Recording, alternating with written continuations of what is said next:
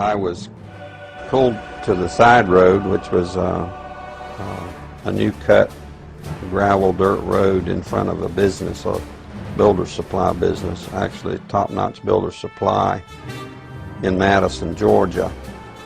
To my right, this was previously was a soybean field, and this little new cut road divided this field, and the right side of the road was filled with which I thought was portable toilets. I never looked at them that close.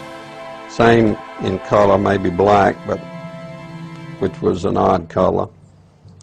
And I was sitting there going over my notes, and a van pulled alongside of me that turned out to be the property owner. And he greeted me, and he was by himself, and so we had a good little dialogue there, and I asked him about the field of black boxes. What were they? Because I'd never seen anything like that, and his statement was that if he told me, I would be one of few people in Madison, Georgia that knew about them. And he says they're disposable coffins, I believe he told me. And he says there's 100, at that time, he said there was 125,000 there. And they were stacked, he told me, 15 high. I asked him who owned them, and he stated that the CDC owned them and that they were leasing his land for storage. And he said his brother worked with the CDC in Atlanta and had been asked by the CDC to do a 3-year extension to place temporary morgues all across the nation. So in January of this year, 2005, we decided to drive to beautiful Madison, Georgia and take a look for ourselves. It was on a Sunday and no one was around, with the exception of this one pickup truck that was coming out the narrow road that we were going in on next to this field. We flagged down the pickup truck, and it was providential that the driver of this pickup truck turned out to be the son of the man that owned this field. So naturally we started asking him questions. And he told us that not long ago there had been as many as 500,000 of these grave liners or disposable coffins. We asked him for permission if we could look around, and he said yes, so we did. We're just getting an idea for the size of these boxes. What could these boxes be used for? Well, they're called casket liners. And that's an interesting term, isn't it? It's a casket liner. When I first heard the term casket liner, I thought perhaps a lining for a casket. But this is too big to be on the inside of a casket.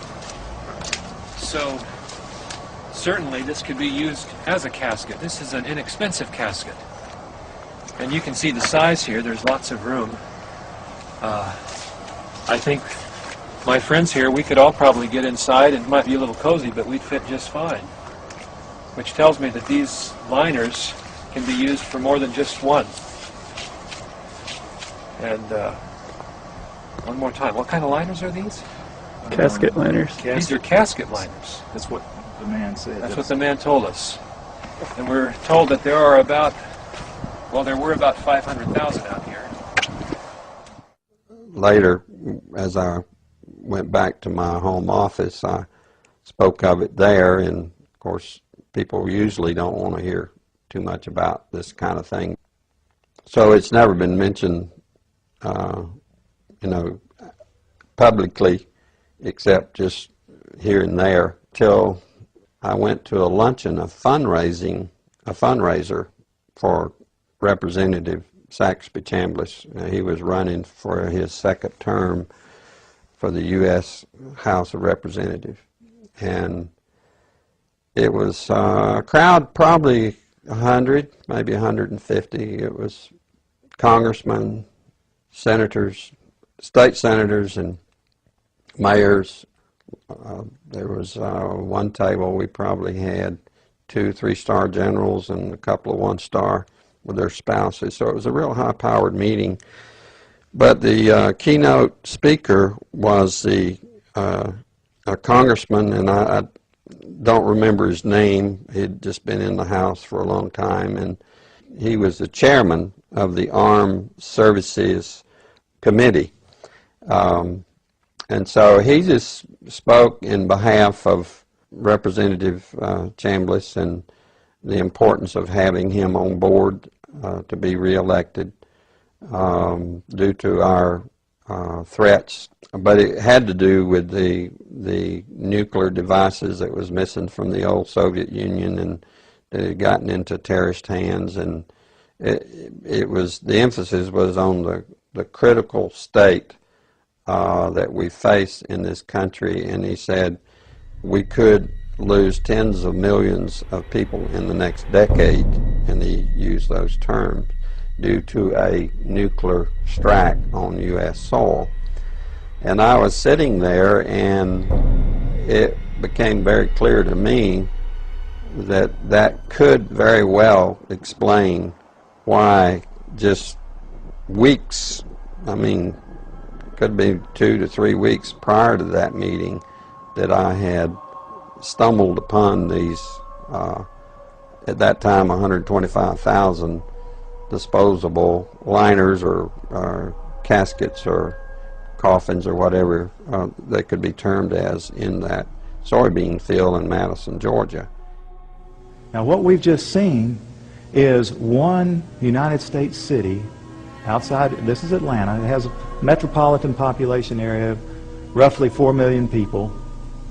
So this is one field outside of one U.S. city, and the brother of the man that owns this field, that the government is leasing this field from to store these disposable coffins. This brother was given 3 years to set up temporary morgues around the country. Now we found the website that we think these disposable coffins were made at, and we noticed that the lids that they're advertising on the website were rounded. But the lids, hundreds of thousands of lids there, the lids we found, folks, were flat, and they were reinforced. You know what that could mean?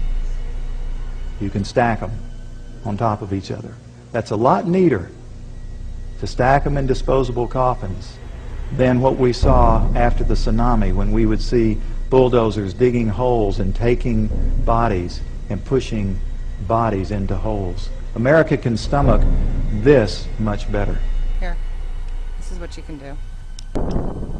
What does it look like up there? Okay, hold on. Okay, what you're gonna do, wait.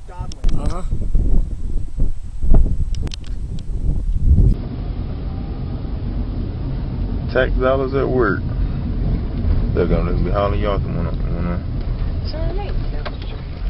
Yeah, straight.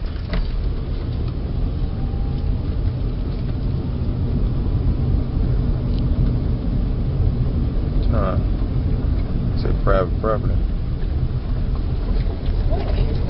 What is y'all there? I don't know what this is. It look like they're making cement. FEMA coffins. Wow.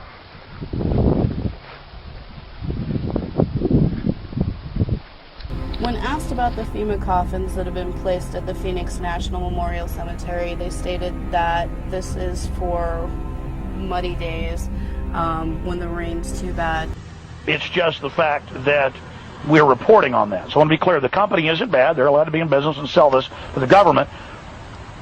In the past, we would see articles about 1 million body bags ordered by FEMA, or 300,000 plastic coffins ordered by Homeland Security. I mean, we've had all those articles. We just have never... But people don't care about an article or a news story. They want to see the coffins. So some folks in Georgia saw one of these facilities, and we've got Google photos of it and ground photos and video of it, and it is more than 500,000. of these giant coffins stacked outside. You'll have big stacks of lids and then stacks of the coffins, one inside the other. And they also have other systems that you can go read about. They also have urns for your cremated body. And this is in Georgia. The company is Polyguard Vaults, but they're in Alabama. This is a separate area, a FEMA leased area, just sitting right out by the side of a highway for the last couple of years. And finally, we've mentioned this before, but finally, this is really getting big news on the web, and a big report's being done by Kurt Nimmo right now. In fact, it may be up. I know he's working on it to have it up by the end of the show. Why are tens of thousands of plastic burial vaults stacked in a field near Madison, Georgia, is the headline. Polyguard Vaults, and you go to their website, and we also have photos of the trucks, giant 18-wheelers, huge 18-wheelers with these extra long flatbeds, just totally stacked with the coffins that go one inside the other like plastic Dixie cups. And they're just all there. Now, we know this is FEMA. We know that these are coffins.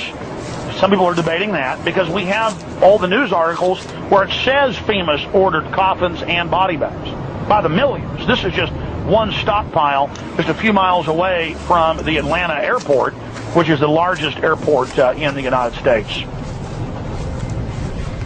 So you can go there and look at these. Now, FEMA and the CDC say that they're, by the way, this is nearby the CDC, Center for Disease Control. They say that they're only doing this in case there's a mass biological outbreak. You've just got to remember that it's the government, the criminals that have hijacked our government, their National Security Act of 47, who fully took over when they killed President Kennedy in '63, and now under PDD 51 openly says that the White House is a dictatorship and that Congress has no authority. The chairman of the Homeland Security Department for 6-7 months. It's been going on for 11 months total since one of the people on the committee asked to see the documents. They're not even allowed to see the fully declassified, / classified version. But on the cover sheet of PDD 51, Presidential Decision Directive 51, it says that the president is a dictator. People say, well, everything will be all right. Barack Obama will soon be in, or John McCain will. They're just puppets. They run nothing. They're there to carry out their orders. Understand? It's that executive branch that allows the private corporations that have hijacked our government to have, at least on the surface, the look of government. But a president declaring himself dictator is totally illegal and illegitimate. See, that's what you've got to ask yourself. Do you stand with the Bill of Rights and Constitution or with the New World Order? Do you stand with the Republic and the Founding Fathers or the dirtbag globalists? We'll be right back with the second hour and your calls. More